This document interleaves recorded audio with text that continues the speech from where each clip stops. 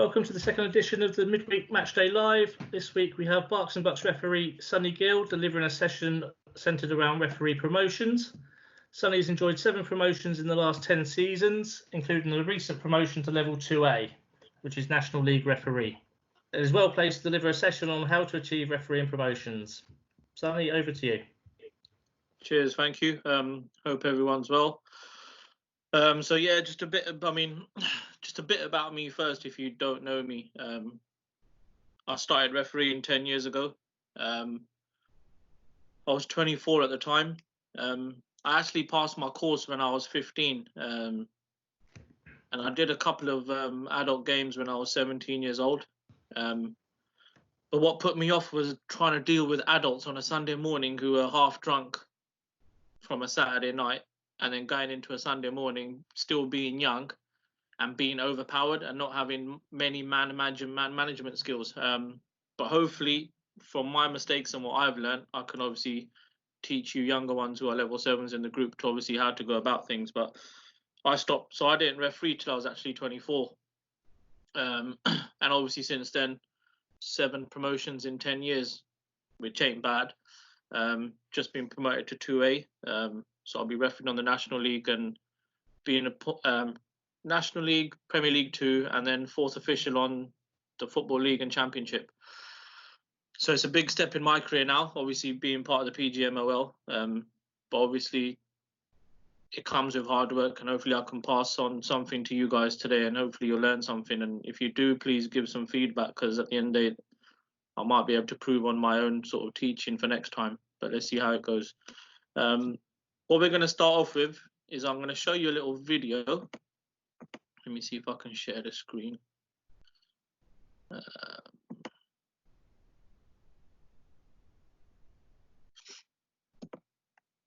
Just bear me 1 second whilst I set this up.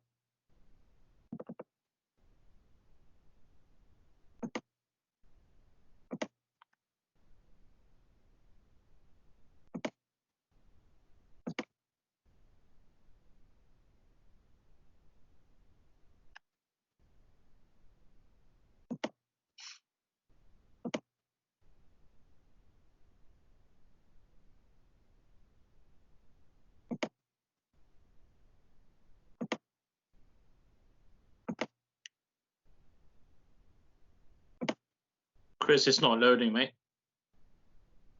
It's a bit strange.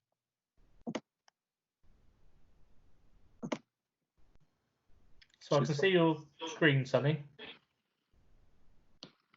You can see the screen, but I need to take this off first, don't I? So Yeah.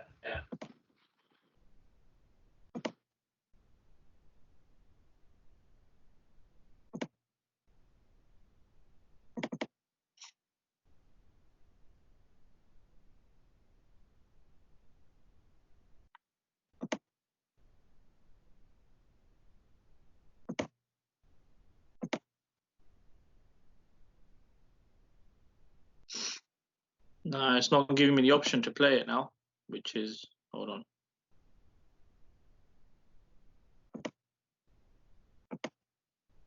It's not good, is it?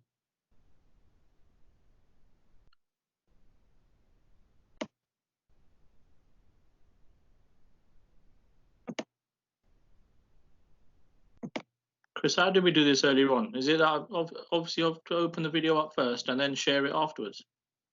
Yeah, I think you opened it up and had it on the verge of playing, I think, and then just shared the screen.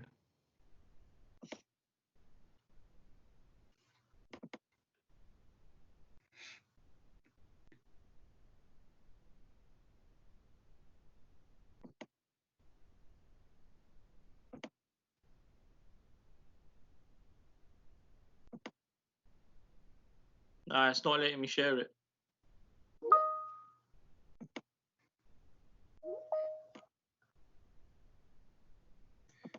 Hey, Sonny, it's Alistair. Are you able to? So is it not like opening the video at all in the window or anything like that? It's opening the window, but it's not letting me. It's not giving me the option to share it with you guys. Are you using the desktop app, or are you going in through the like Chrome or Internet Explorer browser window? Exactly what we did earlier on. What we did earlier. So if you need to have it up, you need to have it maximized kind of in the background, and then switch over to Teams and then go to the share. Do you know if the videos are available on YouTube or anything like that? And Chris and I can try and get them lined up. No, it's not.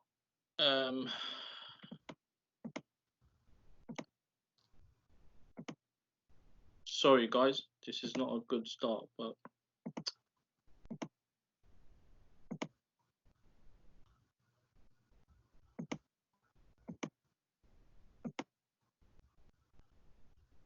Right, I got it. Bit of fiddling around. Right, has the screen come up for everyone? Should have done anyway, but yeah. Yep, I can see it. Right, I'm going to play it.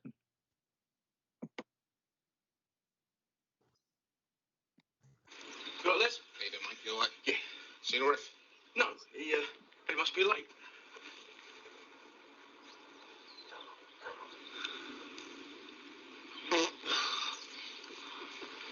Well, let's play without a ref. Sounds like a good idea. You got a coin? Funny enough, no, but it doesn't matter because we'll kick off. No, I think we'll kick off. No, I think we'll kick off, right? Don't be silly. Don't make me hurt you, Leslie. Just give it to me now. Come on, thanks. Mark!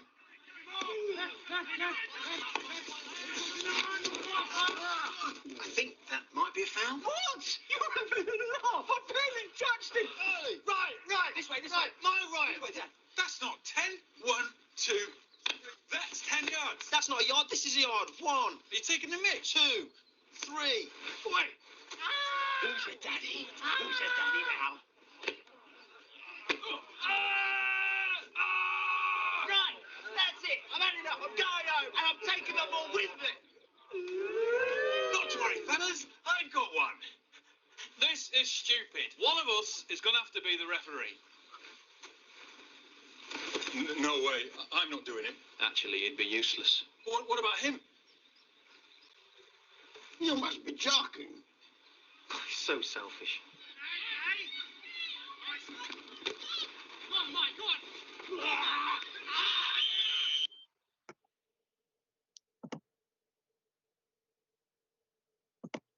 Are we back? Yeah. So, yeah. So basically, guys, at the end of the day, you can see that obviously when you first start refereeing, as a referee, especially at level 7, level 6 on your own out there, you're on your own. And when you got 22 players on the pitch, you got 22 different angles. And sometimes you make a decision, but the other 15 players out of the 22 may have a different view and a different angle and may see things differently. So it's very difficult for the referees at level 7, level 6 going on a Sunday morning to referee a game. But how do you overcome these things? Now, at the end of the day, it's all about man management skills. It's all about preparation, and it's all about being prepared mentally. It's probably the hardest thing to do when you're young, going out on a Sunday morning to referee, especially when you got to go out there in the cold weather. The teams have to put the nets up for you.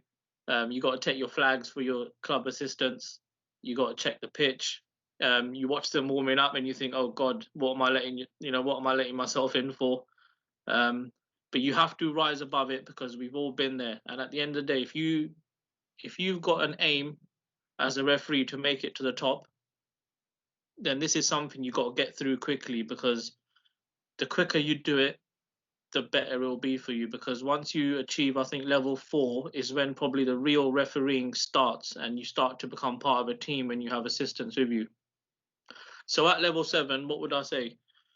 At level 7, level 6, first and foremost, I'd say make sure you have a good relationship with your referee secretary. The reason why I say that, their job's hard enough as it is. And doing simple things like closing your dates, emailing him availability, emailing confirmation to your secretaries of the clubs that email you in the week.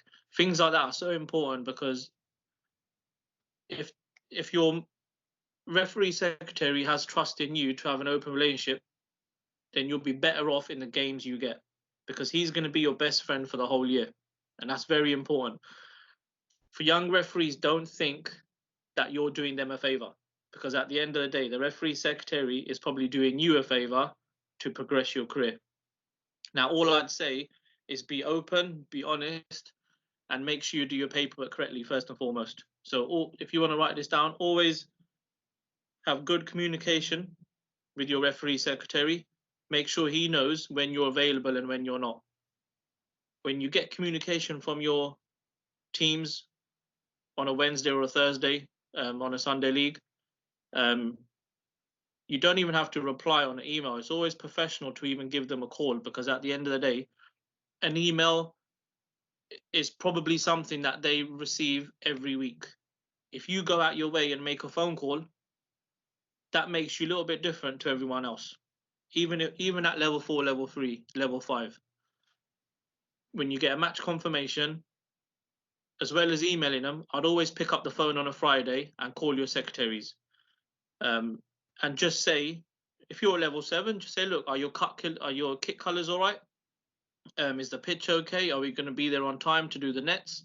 If you're level 5, level 4, obviously ask them about travel arrangements. You know, one team might be traveling further. You know, you want to make sure that they get there on time. If there's any issues on the way, you want to be available on your phone just in case. You need to be approachable. So there's little things like that before even the match, or even before you get there. You've got to be different to every other referee to make you stand out. Because if you just go with the flow and send them a plain email to say, yes, confirmation received, see you on Saturday, and nothing else, there's other referees who will be shining above you regardless of your performance on that pitch. Because I've always said, as of day one, what gets you promoted quickly is what you do probably off the pitch. Refereeing those 90 minutes, don't get me wrong, it's important, but to get you a step ahead of everyone else and make you a little bit different is what you do off the pitch before the game. So match preparation regarding, you know, are you physically ready? Are you focused? You know, your kit, are you hungry? You know, there's certain things you just have to be prepared to do before that week actually starts. And it becomes more and more important the higher you go. I'm just going to share one more video with you guys. Let me get this up and hopefully it'll work quicker.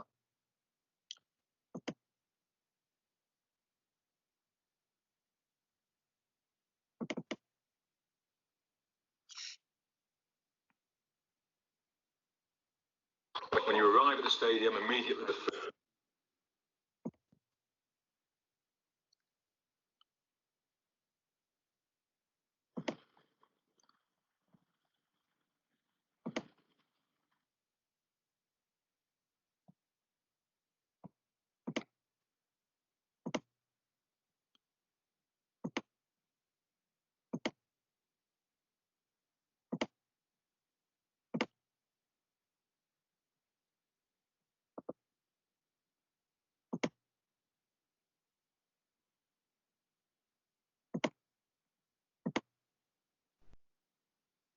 Same problem, Chris. It's not letting me download. I don't know what was different last time.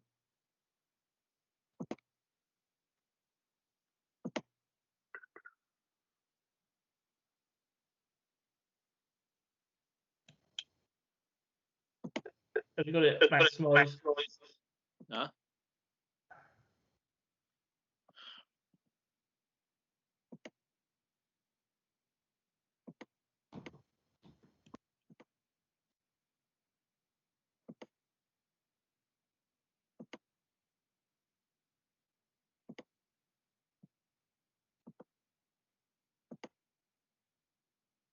Nah, it's not going to let me share it.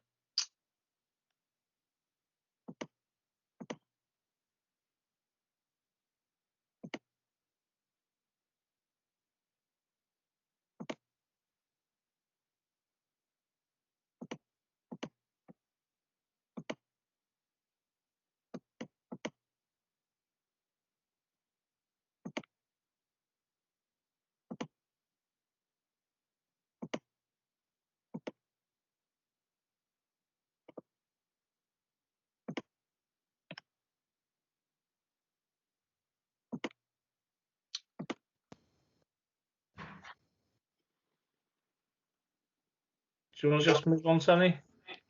Yeah, for some reason, these videos aren't. It's on my background screen, but it's not letting me share.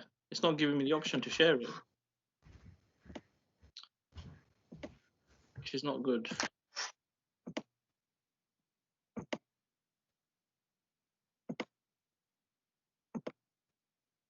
Right, I got it.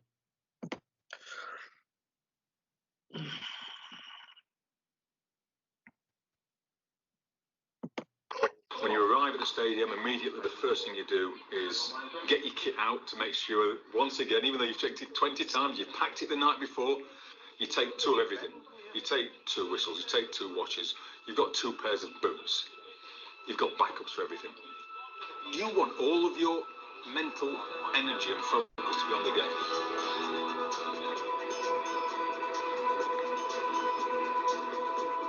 It would be a dream to be the first woman to referee in an FA Cup final.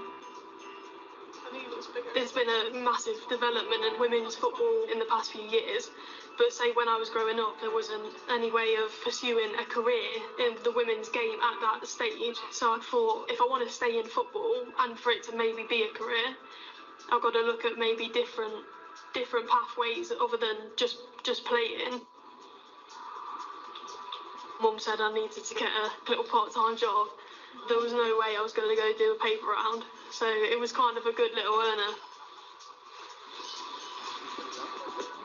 The next thing is the goal line decision system. The Hawkeye technology that's in place in the Premier League, you have to check it.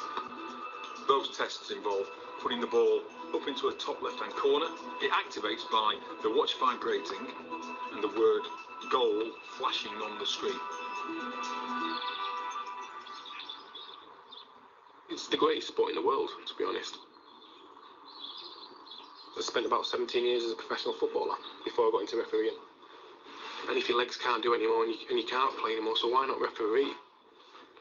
For me, it'll never compare to playing, but I think it's just being around a football pitch, to be part of it in that sense and be so important. I think that's a buzz, yeah. Yeah, something that you're making a difference. All right, guys, I'm going to need your help today. I need you to bring my eyes and ears. Obviously, we've not worked together before. There's certain things that I like to do. I like to let the game flow. I like advantages, but if it's getting a bit heated and stuff, we'll try and slow the game down, you know what I mean? The pre-match instructions are basically not really instructions. It's a chat led by the referee to talk about that day's match. Who's involved, where the problem areas might lie, how the referee would like the communication to work between the officials, particularly if those officials have not worked together as a team very much before. There'll be times during the game I just ask you to ref it visually with a flag. There's equally times when it comes away from you, there's a greater expectation that I make it. I'll ask you to let me do that, but give us what you can verbally. When the stress is on during the game, you want people to be absolutely aware of their role, their responsibilities, and what they're going to do in a stressful situation. In terms of offsides, you want your main responsibility to take, as long as you need to take to judge impact, involvement, and all that sort of stuff, all your buzzwords that you use. With the exception of there's only one player going to go for it, and you've got a potential collision with somebody coming the other way. Right? If you can give us a quick flag, I can hit the whistle and maybe stop that challenge. We're all players, however age we are. If football's in your blood, it's in your blood. But I never thought in a million years I'd end up reffing. It was just the right place, the right time. Last year, I had a lovely presentation. They gave me a silver salver that I'd done 1,000 junior games. It's on about 1,600 with the seniors. When I started off the juniors, something like £2.50 a game. Now it's £20 a game. But if it was half of that, I'd probably still do it because I can't not do it, you know.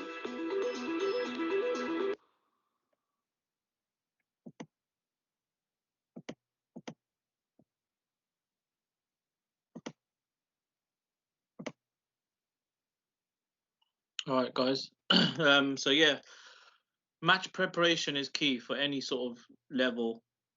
Whether it's your kit, having the right kit ready, having spares. Physically, are you ready? Are you focused for the game? There's loads of things that come in even before you start your 90 minutes. Once that all is in place, especially like, and I'll go back to level 7 referees. It's going to be very intimidating for you guys when you first start refereeing on a Sunday morning in a refereeing like in your leagues where the teams are, you know, I'd call probably pub teams or friends that live in the local area and they make teams. You always need people to talk to, because you'll be going home after certain games thinking, why am I doing this job? So it's important you have some sort of communication or a couple of people around you to talk to regarding game situations, because some of them you'll go home and think, I don't want to do this anymore. It's that sort of, I wouldn't call it intimidating, but if you're 18, 19 years old going to referee on a Sunday morning, it can be. But I think you got to be strong and talk to the right people after each game, just to make sure that mentally you're prepared. When it comes to the match, I'd say always get there on time. So on a Sunday morning, if your game's at 10:30, make sure you're there for 9:45. The reason why I say that is it gives you time to obviously get changed yourself. It gives you time to look at a pitch. It gives you time to warm up. It gives you time to talk to both managers. It gives you time for team sheets on a Sunday. And obviously with assessors on a Sunday, I think they just turn up at your games, don't they? I think after level 6 or level 5, I think they got to email you, but at level 7, as I'm aware, they turn up to your game and you don't even know they're there. But the key points during your match at level 7 and level 6 that you should be covering: application of law. Again, it's important you read the laws of the game. Application of law doesn't mean you have to give a yellow card for every reckless foul. Application in law is so important, but you need to know how to manage a game of football. Match control. So for example, for the first 15 minutes, the game might be going smoothly. In the 16th minute, there might be one reckless challenge. You don't have to yellow card that reckless challenge, because in the criteria for observers, there's a bit where you use your stepped approach. Depending on the game situation, you may want to use the stepped approach. So I'm not saying every reckless foul is a yellow card. Learn to manage game situations, because of a timing of a yellow card will either bring the tempo down or it could even make it worse. There might be a reckless challenge you give a yellow card for. That might cause a problem and cause you more issues because of the timing of that yellow card. Whereas if you'd used a stepped approach in that reckless challenge, it may calm down the situation and your yellow card may be worth doing on the next occasion. But again, it's all about man management and game tempo and learning. And I think it takes years to learn. This is not something you're going to learn soon you go out there and start refereeing at level 7. This takes time. Always admit that you're going to get things wrong in a game. And the best way I found to get players on your side is, if you get a throw in wrong, where it's off it's a deflection and you've had to guess the throw on. We say always go with the defensive team, which is fine. And the attacking team, one or two players might say to you, ref, you got that one wrong. What were you looking at? Well, they might give you a bit of verbal. Now, that's the time where you pick the two loudest players on the opposition and you say to them 2-3 minutes later, look, mate, that throw on decision, I think I got that wrong. And I put my hands up. If you say little things like that to players, you'll gain their respect, because when you do make big decisions, they will appreciate you and respect you a lot more. I always say every game I go into, I'll always admit that I got a throw on or a free kick wrong. That's not in any sort of dangerous place. And I'll do it one on each side. And I'll always pick one or two loud players, one or two main characters in the team, and get them on your side before anything else. And you do it by just telling them you may have got that one wrong, and he may get that. His view may have been better than yours, because that gains their respect. Match control is obviously important, and decision making and accuracy. I mean, all I'd say is, especially as a level 7 referee, the expectation is, I think, going high and wide. All I'd say is read your criteria on your promotion, on the observers list, and just make sure you're ticking boxes. I remember when I was a level 7, I had to go high and wide. And at the time, sometimes you don't need to, but I think that's what you need to show observers. You're able to go high and wide at level 7. You're able to be in the right position, because you can't read the game at level 7. It's very difficult. So it's important you read the criteria and start ticking boxes. And match control and application of law is probably the two most important things at level 7, which you need to get hold of. Regarding refereeing on a Sunday morning from level 7s, are there sort of any sort of questions you want me to answer or cover?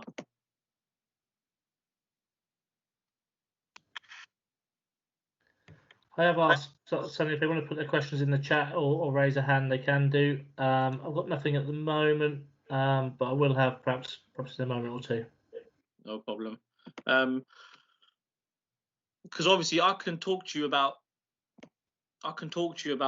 ticking boxes on your criterias, but obviously as a level 7, level 6, level 5, I can only tell you how to handle and manage players, because it's been a while since I refereed at level 7. So regarding, going out there refereeing park teams, how to get control of them, what to do, what not to do, I can only answer your questions, which is probably the best way to learn. So if you've got any questions, add them in the box. What I'll do in the meantime, I'll show you another video. Let's get it up.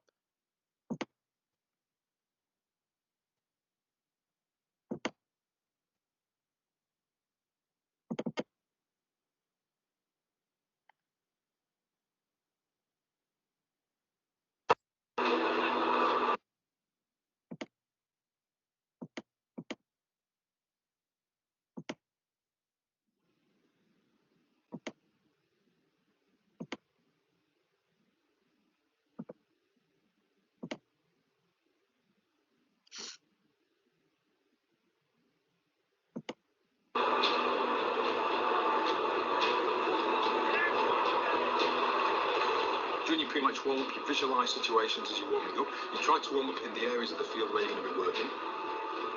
So you're trying to put yourself in the moment before the game even starts. You've got to be absolutely ready for that first minute. That first tackle, that first whistle is absolutely crucial, because you can't afford to miss something.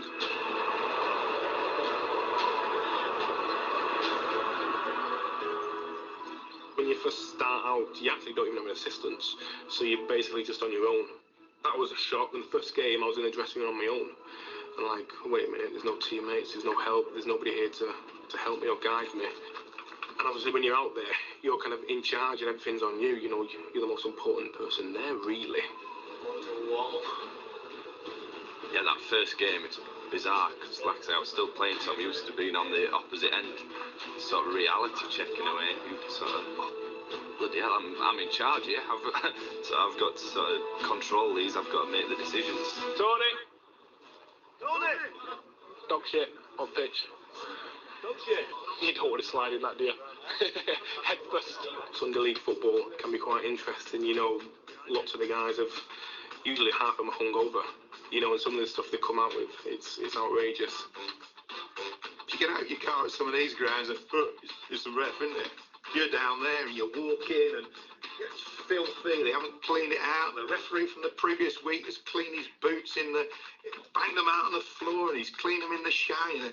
I've got to go in that. And you look at the toilet, you think, oh my lord. And welcome back to grassroots football.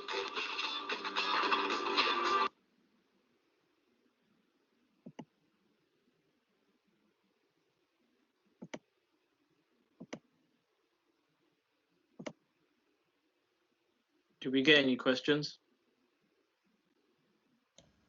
Yeah, I've got one for you, mate. In your opinion, what is the best way to prepare in the longer term? Sorry, say that again. In my opinion, what's the best way to prepare in the long term? In the long term? Yeah. Are we talking about fitness? I think any which way possible.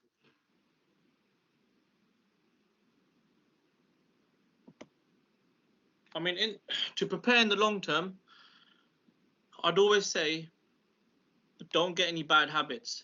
So when you start as a level 7 referee, start like you would if you would be a level 4, level 3 or above, i.e. communication with outside agencies regarding, again, I'll cover secretaries, your referees appointments officer. Even on match day, always approach the clubs before you get to the ground, when you get to the ground, just to make sure, you know, to introduce yourself, get that rapport with them even before the game started. Don't get into bad habits about being lazy if you think there's no assessor watching you. Because you know what, I did this at level 7. I always used to look around to see if there's an assessor. Now, by doing that, you will get caught out, because I got caught out once. And I think I'd probably change that, because I used to referee on a Sunday morning, and you know what, it's cold. You know, sometimes it's raining and the football's not great, and you get lazy. And if you think there's no assessor watching you, you start getting into habits where, you know, you don't make the right runs, you don't make the right decisions, because we'll all get caught. I got caught once. I was doing a Sunday morning game, and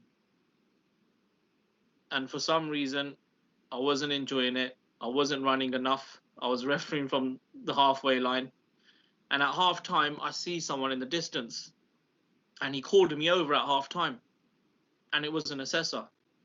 And he basically said to me, "This is not like you. What are you doing?"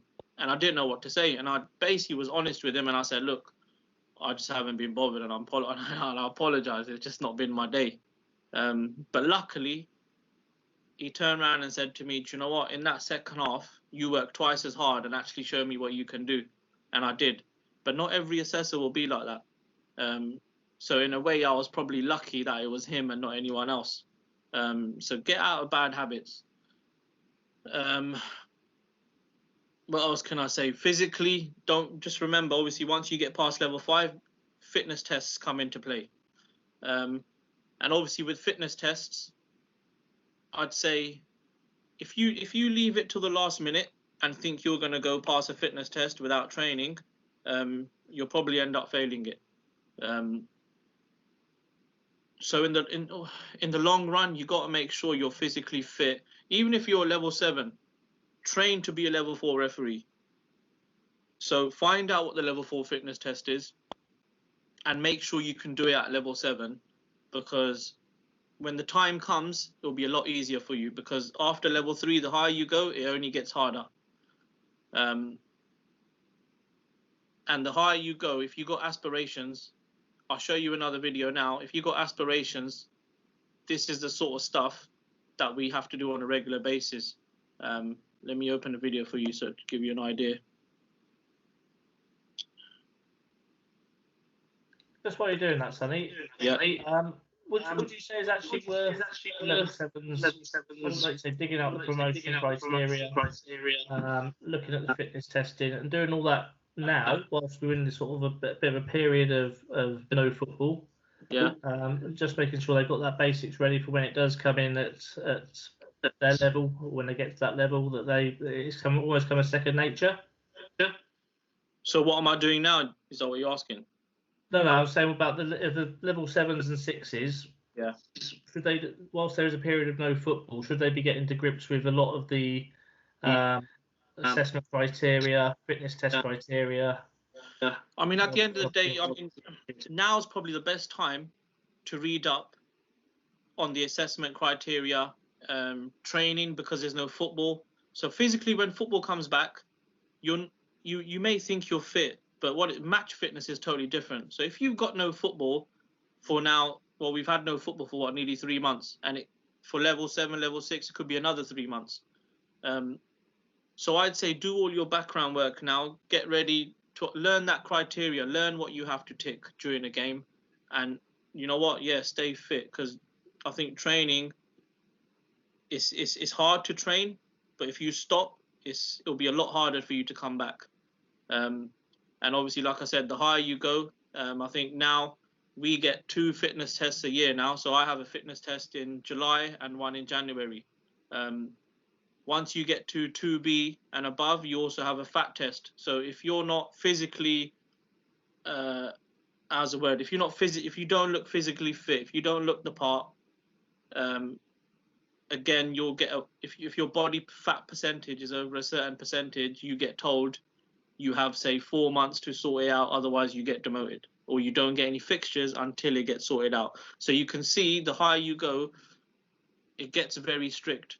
So it's important at level 7, level 6, if you're thinking about going as far as you want to go, you got to start thinking about looking the part as well, because at the end of the day, if you got too much to catch up on once you make it to level 3, level 2B, where fitness test and fat body test come into play, it's going to be very difficult.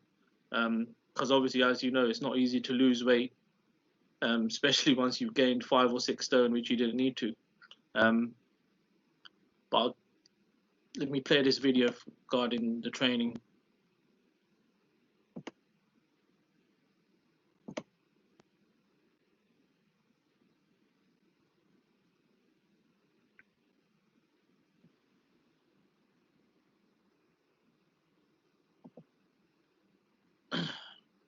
So yeah, obviously some of you have probably seen that where Gary Neville went to the select group training day, just to see how the PGMO referees actually train. And the Premier League referees and the select group 2 referees meet up every 3 weeks and do that. We meet up 4 times a season and we go through that. And if we turn up and don't perform, it means that we're not following the protocol. So we get emails from Simon Breivik, and he gives us a training program. So at the moment, we're on a week 2 program. So every day, Monday to Friday, he's given us a program which we follow. And when it comes to going to training days like this, if you're not ready or not prepared properly, they will see you have not followed the guidance that they've given. So it is serious. They do take it seriously. So that's why I always say, man, from level 7, if you want to take this seriously, stay fit all the way through, because it will get very hard if you do make level 3 and then hit 2B, and then that's when it starts getting difficult. I think we've got some questions coming in. Yeah, I was just going to say, Sonny, there's a couple have come in. What is the biggest challenge in ensuring promotion? What's the biggest challenge? The biggest challenge to ensure promotion is, I'd say, level 7. What I found, level 7 to 6, 6 to 5, 5 to 4, I found easy. Now, the reason why I probably found it easy was when I started refereeing at 24, I was a bit more prepared in life skills, and I knew how to manage players, especially on a Sunday morning and a Saturday county level. And regarding assessors, again, you have to tick boxes. The biggest challenge is probably ticking boxes at the right time. Club marks, at the end of the day, you need clubs on your side at the end of the day as well. But my biggest challenge in promotion is probably level 4 to 3. That took me 3 years, I think, 3 or 4 years, whereas every other level I was a lot quicker. But level 4, I found tough because you had to balance clubs and assessors, where you had to be band A for clubs and you had to be band A for assessors. But obviously, if the level 4 referees want to stay on afterwards and ask me how to balance club marks and assessor marks, I'll tell them how I ended up doing it, and I learned a lot in that last year when I was a level 4. But the biggest challenge is learning your criteria, knowing how to tick boxes, and going out there managing a game and making sure application of law is correct, because at level 7, level 6, I think observers do look for application of law, and you want to be a little bit hot on that rather than miss anything. Just another one, Sonny. Is there one piece of advice you've been given that you stick to religiously even now?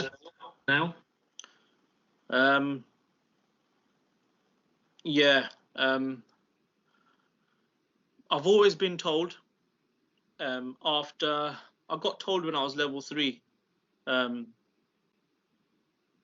observer will make his mind up at what sort of mark you start at soon as you do your pre-match. So, for example, once you get your confirmation of the game, the way you reply your email to your assistants and the observer, when you get to the ground, how you conduct yourself, how you present yourself, and how confident, how thorough are your match instructions, and are you different to any other referee? because the observer will then look at you and make his mind up about roughly whereabouts you're going to be. And you know what? I found that to be true, because since then, I've just made sure before you kick off, you've done everything you possibly can to be different to everyone else.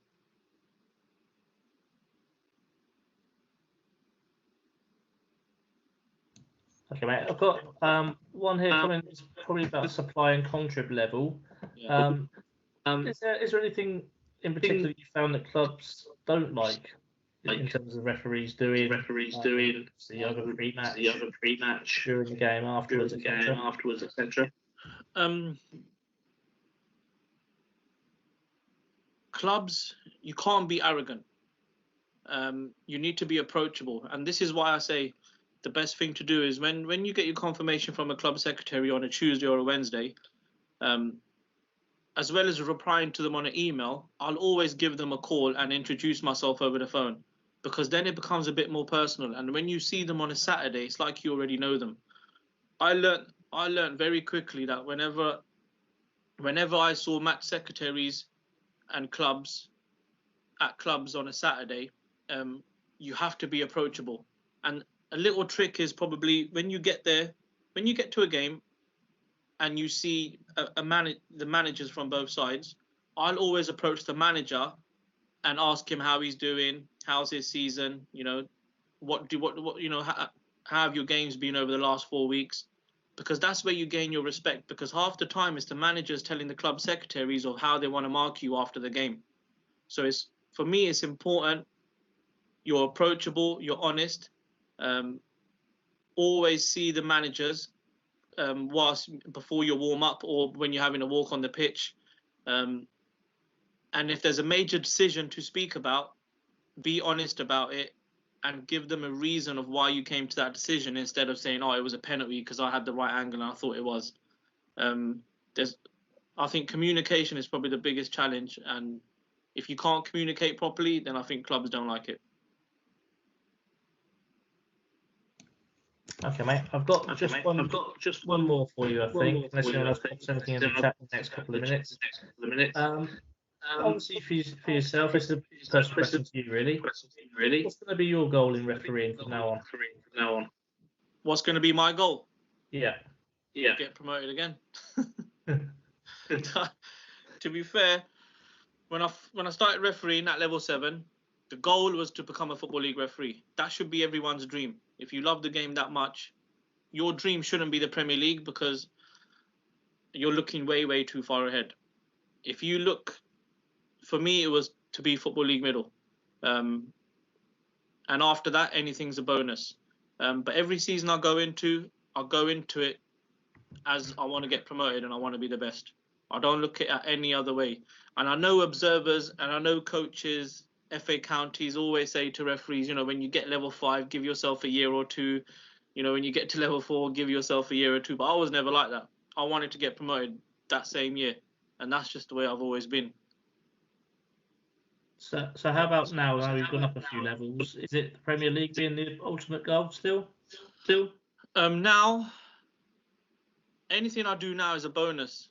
But of course, being Football League or SG2 on the Championship, and who knows? I'll tell you what.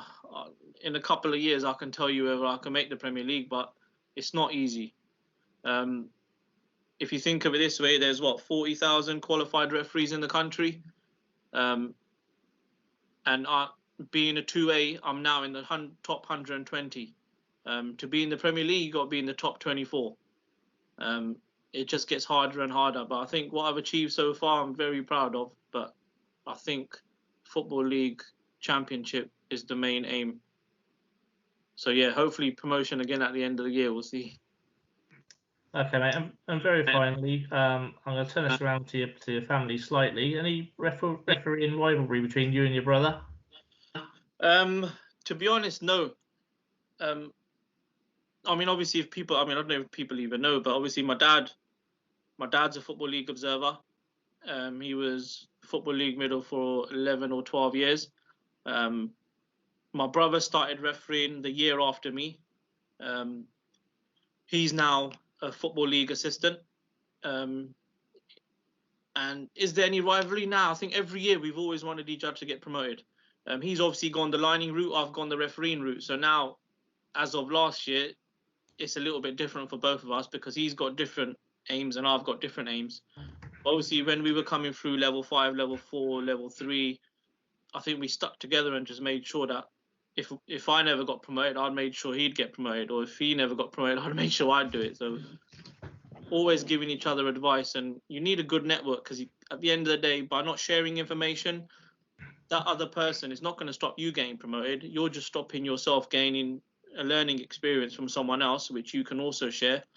And if you adapt it properly, there's no reason why you can't do it. Okay, fantastic. So I think we are coming towards the end. What I would like to do is thank Sonny for tonight's session. What I can say is that we are opening the promotion scheme as of tomorrow for referees in the Berks and Bucks. There will be a form coming out where you can express your interest in taking part in the promotion scheme for this season. And what we will look to do then is obviously get all the names together and see where we are. Nothing will be confirmed until we know when the dates of the season will start. In terms of next week, we've got Isaac Blakey delivering a session on foul tackle recognition. And obviously we look forward to that one as well. And all that leaves me to say is just thanks for your time tonight, guys. If you have got any other further questions, Sonny will hang around for a little while tonight, I'm sure. And then obviously, please feel free to ask him something then as well. But thanks very much for turning up tonight.